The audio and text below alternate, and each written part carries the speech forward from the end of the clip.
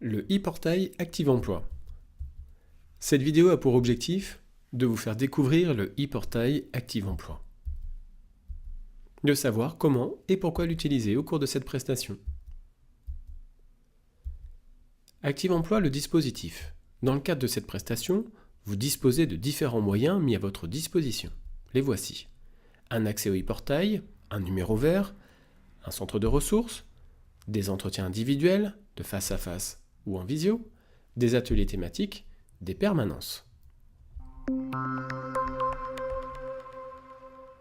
La prestation a une durée de 4 mois. Au cours de ces 4 mois, vous disposerez d'entretiens, vous accéderez au e-portail et vous participerez aux ateliers.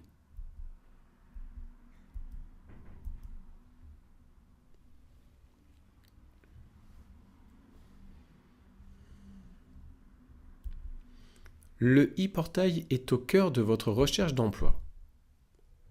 Vous pouvez y accéder de chez vous, à tout moment, et pour avancer à votre rythme. Il vous apportera les outils et les conseils pour travailler votre CV, travailler votre lettre de motivation, vous préparer aux entretiens, rechercher des offres d'emploi, vous préparer aux tests, cibler des entreprises, développer votre réseau, participer aux événements, et enfin, vous informer sur le marché de l'emploi. Alors, prêt pour une visite guidée ? Le site d'Active Emploi se compose de 2 parties. Des outils en ligne à votre disposition dans la partie supérieure, tels que mes documents, mes rendez-vous, mon plan d'action, mes contacts, ainsi qu'un lien vers l'Emploi Store. Dans une deuxième partie, vous allez retrouver les 9 boîtes à outils dont je vous ai parlé tout à l'heure. Voyons maintenant la rubrique « Mes documents ». Cette rubrique va vous permettre de déposer des fichiers.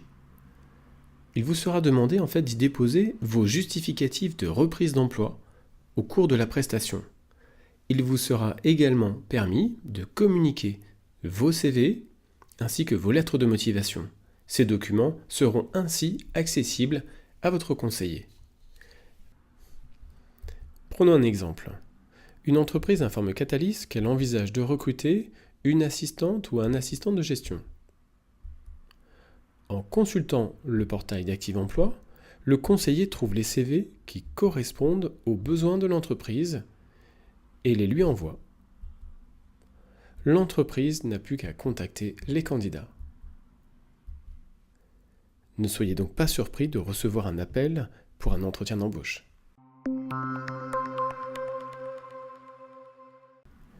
En cliquant sur « Mes rendez-vous », vous accédez à l'agenda de la prestation. Tous les rendez-vous apparaissent sur le portail au plus tard dans les 15 jours qui suivent votre entrée sur le dispositif.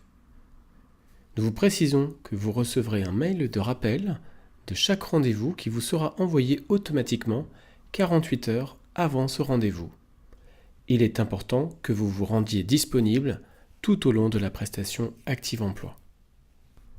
Mon plan d'action et mes contacts. Dans cette rubrique, mon plan d'action, vous allez pouvoir répertorier toutes les actions sur lesquelles vous êtes engagé dans le cadre de la prestation Active Emploi. Les boîtes à outils. Il y a 9 boîtes à outils sur le e-portail.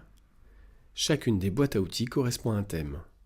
Nous vous conseillons d'ouvrir les boîtes à outils en fonction de vos besoins et surtout avant de participer aux ateliers. Comment ouvrir une boîte à outils ? Il n'y a rien de plus simple, il suffit de cliquer sur « Lire la suite ». Prenons l'exemple de cette boîte à outils portant sur le thème de la rédaction de la lettre de motivation.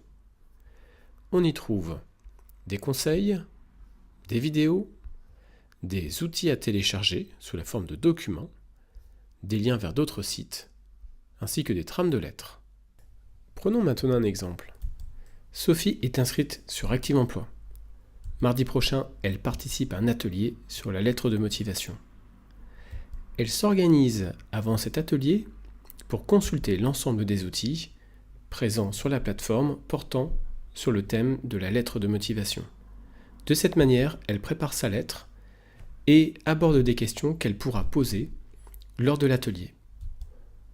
Le jour de l'atelier, elle arrive avec une lettre qu'elle peut présenter au consultant.